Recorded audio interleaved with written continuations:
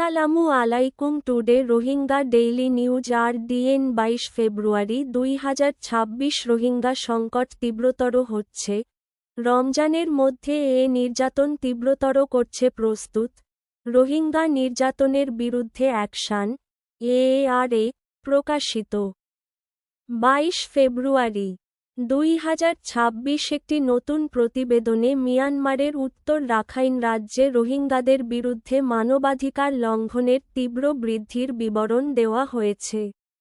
Arakan army নারী ও শিশুদের জোরপূর্বক বাধ্যতামূলকভাবে জোরপূর্বক 19 ফেব্রুয়ারি নাগ সরকার এবং প্রতিরক্ষা মন্ত্রণালয় ঘোষণা করে যে বিপ্লবের কাঁটা দূর করার জন্য সামরিক শক্তির ব্যবহার অনিবার্য, কারণ বিএনআরএ গোষ্ঠীর বিরুদ্ধে আর স্বাভাবিক আইন প্রয়োগকারী ব্যবস্থার মাধ্যমে ব্যবস্থা নেওয়া যাবে না।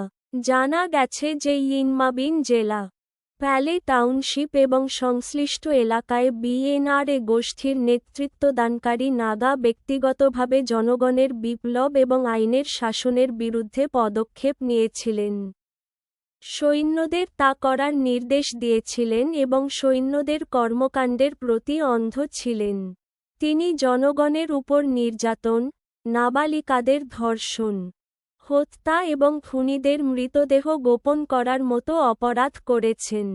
বলা হয়েছে যে তারা কেবল অবৈধ টোল গেট খুলে কর আদায় করেনি, বরং গেটের পাশে জনসাধারণের রাস্তায় প্রায় 50-100 জন লোক নিয়ে ক্যাম্প স্থাপন করেছে, মাইন স্থাপন করেছে, জনসাধারণের চলাচলে বাধা দিয়েছে, প্রশাসন, শিক্ষা ও স্বাস্থ্যের মতো জনসাধারণের পরিষেবা ব্যাহত করেছে, সামরিকভাবে পিডিএফ-এর চলাচল সীমিত করার চেষ্টা করেছে, পিডিএফ চেকপয়েন্টে অভিযান চালিয়েছে, সৈন্য ও কর্মকর্তাদের গুলি করে হত্যা করেছে এবং যাদের অপরাধ সম্পর্কে অভ্যন্তরীণ তথ্য ছিল তাদের হত্যা অব্যাহত রেখেছে।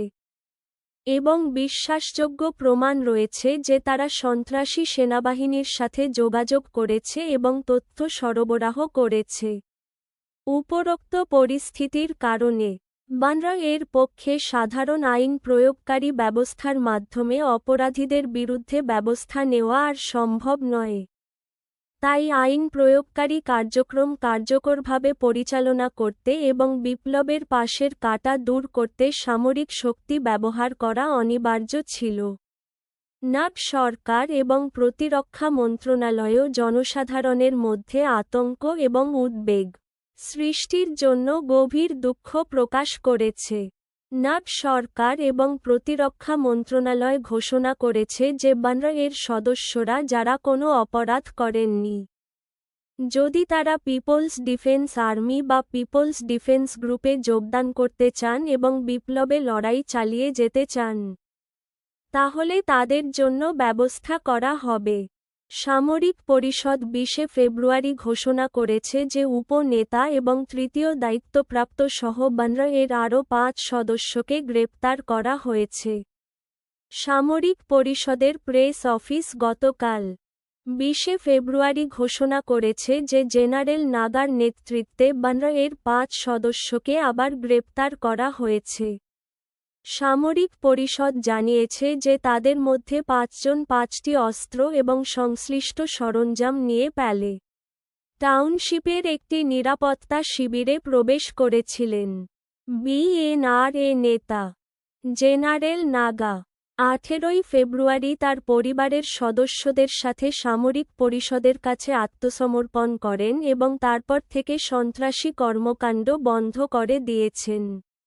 সামরিক পরিষদ ঘোষণা করে যে জেনারেল নাগার নেতৃত্বে বিএনআরএ 17 ফেব্রুয়ারি সকালে বেসামরিক নাগরিকদের উপর নির্যাতন, যুবতীদের ধর্ষণ এবং জনগণের কাছ থেকে অন্যায্য কর আদায়ের কারণে গ্রেপ্তার করা হয়েছে।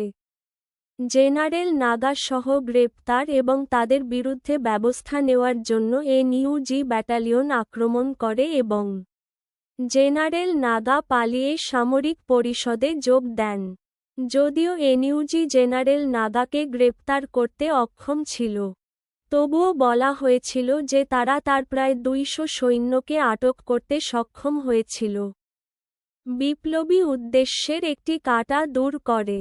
সামরিক পরিষদের কাছে আত্মসমর্পণকারী বিএনআরএ উপনেতা বলেছেন যে তিনি বিশ্বাস করেন যে বিপ্লব দেশের উন্নয়নের উন্নতি করবে। কিন্তু যখন তিনি প্রকৃতপক্ষে বিপ্লব পরিচালনা করেছিলেন, তখন তিনি ভালো বোধ করেননি এবং আলোকিত হয়েছিলেন।